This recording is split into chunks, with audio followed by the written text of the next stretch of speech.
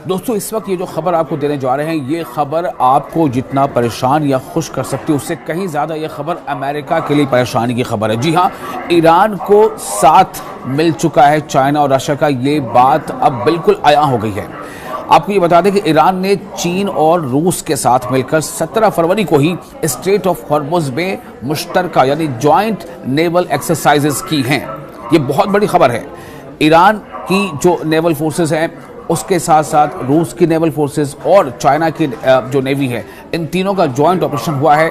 और ये तीनों का जॉइंट ऑपरेशन कहाँ हुआ है? स्ट्रेट ऑफ हॉर्मुज़ में। स्ट्रेट ऑफ हॉर्मुज़ काफ़ी टैक्टिकली इंपॉर्टेंट इलाका है। ये naval exercises maritime security belt 2026 के उन्वान से मुनक़्क़िद की जा रही है। रूसी सदारती माविन और मैरीटाइम बोर्ड के चेयरमैन निकोलाई पात्रुशेव ने एक रूसी अखबार को बताया कि ऐसी मशक़ें मगरबी ममालिक की जानिब से इख्तियार की जाने वाली गन बोट डिप्लोमेसी का मुकाबला करने के तनाजुर में निहायत अहम साबित हुई है, ख़ास तौर से ईरान के इर्द गिर्द। इनके मुताबिक इन नेवल एक्सरसाइजेस का मकसद आलमी समंदरों के इस्तेहकाम को यकीनी बनाना है। इत्तेहादी ममालिक यानी जो भी अलायंस में जो कंट्रीज़ हैं, इनके बहरी जहाज़ जो हैं कि बंदरगाह पर मौजूद हैं, जो बंदर अब्बास जिसका नाम बताया जा रहा है। और इस अहम आबी गुजरगाह को जो वाटर कैनाल है समंदर का, इसके करीब वाक़ है। ताहम इन एक्सरसाइजेस का बुनियादी मरकज़ खलीज ओमान के वसी समंदरी इलाके हैं। आप सोचें, वही ओमान के आसपास का जो समंदर है, वहाँ पर ये नेवल एक्सरसाइज हो रही है और वहाँ से बहुत करीब है स्ट्रेट ऑफ हॉर्मुज़।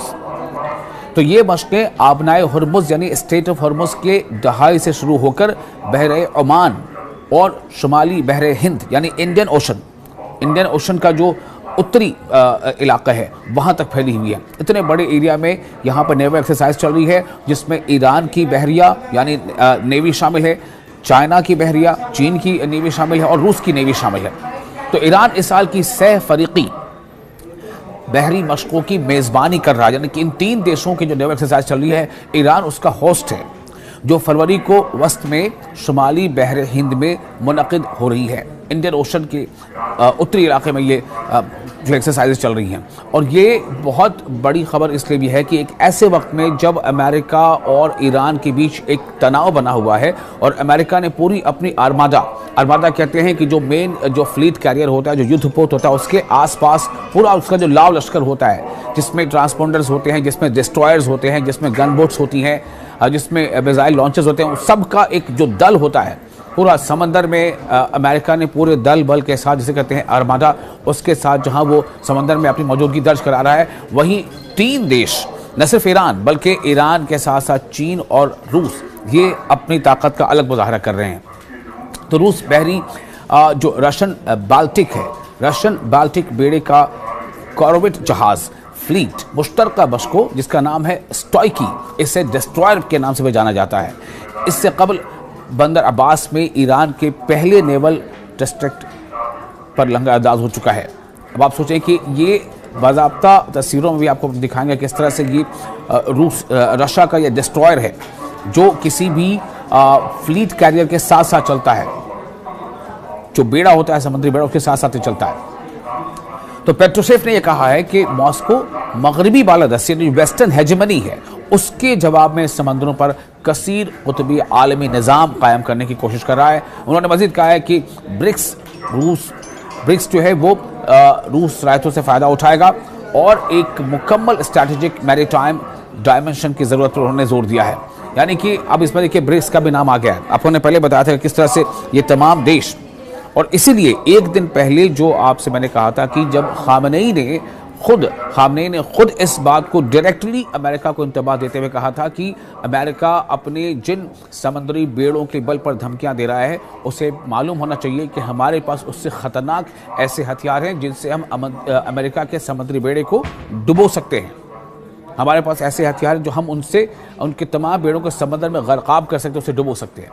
और अब देखिए कि ये तीन देशों के एक साथ ये नेवल एक्सरसाइज चल रही है, जिसमें ईरान शामिल है, चीन शामिल है, रूस शामिल है। क्या ये अमेरिका के लिए एक बहुत बड़ा धचका नहीं है?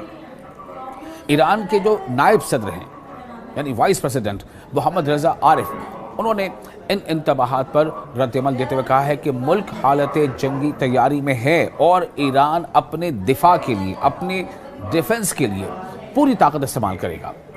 इस्लामिक जमहूरिया के अली खामनेई जो सुप्रीम लीडर हैं, बार बार कह चुका हम, सुप्रीम लीडर अली खामनेई ने हाल ही में खबरदार किया है कि अगर ईरान के खिलाफ कोई फौजी कार्रवाई की गई तो तेहरान अमरीकी तैयारा बरदार बहरी जहाज़ों को समंदर की तह में डुबो देगा। उन्होंने मजीद कहा कि दुनिया की सबसे ताकतवर फौज को भी कभी ऐसा धचका लग सकता है कि वो अपनी जगह से उठ ना सके। तो अली खामनेई ने बताया कि पहली ब्रिक्स विल फॉर पीस 2026, आप सोचें इसका जो उन्वान था, पहली मश्क जो जनवरी में जनूबी बहरे ओकियानूस में मुनक़िद होती थी, जिसमें रूस, चीन, ईरान, मुत्तहिदा अरब अमारात और जनूबी अफ्रीका ने शिरकत की थी। मैरीटाइम सिक्योरिटी बेल्ट की जो मश्कें हैं 2019 से हर साल ईरानी बहरिया की पहल पर मुनक़िद की जा रही हैं। ये हर साल ये एक्सरसाइज होती है और इस बार जो एक्सरसाइज हो रही है इसका ख़ास तौर से इसकी काफ़ी अहमियत बढ़ जाती है ऐसे वक्त में जब समंदर में ईरान को घेरने की कोशिश अमेरिका कर रहा है। और अब ये अपनी 8वीं सालाना मश्क है। ये जो जॉइंट ऑपरेशन है, हम कह रहे हैं कि नेवल एक्सरसाइज है, जिसमें ईरान शामिल है, चीन शामिल है, रूस शामिल है। ये 8वीं बार हो रहा है, चूँकि ये हर साल होता है और ये 8वीं सालाना मश्क है। इनमें ईरानी बहरिया पासदारान इनकलाब यानी IRGC का जो नेवल विंग है उसकी नेवल फोर्स और चीन और रूस की बहरी अफवाज के यूनिट्स हिस्सा ले रहे हैं। तो खबर ये काफ़ी अहम इसलिए हो जाती है कि ईरानी मीडिया के मुताबिक इन मशकों का मकसद आलमी समुद्री तजारत की सिक्योरिटी को मजबूत बनाना है, जिनमें इंसदाद क़ज़ाक़ी यानी जो समुद्री लुटेरे होते हैं उनकी कार्रवाइयाँ, उनके खिलाफ कार्रवाई करना, समुद्री दहशतगर्दी के खिलाफ इक़दाम और सर्च एंड रेस्क्यू मिशन शामिल हैं। ये मशक़ें ऐसे वक्त में हो रही हैं जब तेहरान और वाशिंगटन के दरमियान कशीदगी बरकरार है। ईरानी वज़ीर ख़ारजा अब्बास अराक़ची ने अमरीका के साथ दूसरे दौर की मुज़ाकरात के बाद रहनुमा उसूलों पर अमूमी मफ़ाहमत का इंदिया देते हुए बातचीत को ज़्यादा ताबीरी करार दिया है। दूसरी जानब अमरीकी सदर ने डोनाल्ड ट्रंप ने खित्ते में इजाफी बहरी अफवाज की तैनाती की तस्दीक करते हुए कहा है कि बहुत बड़े और ताकतवर जहाज़ ईरान की तरफ रवाना हो रहे हैं।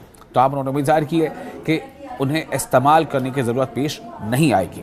इसी बात को जो ईरान के सरबराह हैं वो ये कहते हैं कि ये दरअसल एक धमकी है, एक इंतबाह है और ये खालीपन है। इसको आम ज़बान कहते हैं, जैसा वो कह रहे हैं कि ये गीदड़ भभकी है और ईरान इन धमकियों के सामने झुकने वाला नहीं है। इसलिए अली खामनेई ने यह कहा था कि अगर अमेरिका को अपने उस बेड़े के बारे में इतना तकब्बुर है या वो धमकी आवेज़ लहजे में ट्रंप बात कर रहा है तो उसे याद रखना चाहिए कि उसको तबाह करने लायक हमारे पास हथियार है जो उसे समंदर के अंदर डुबो देगा।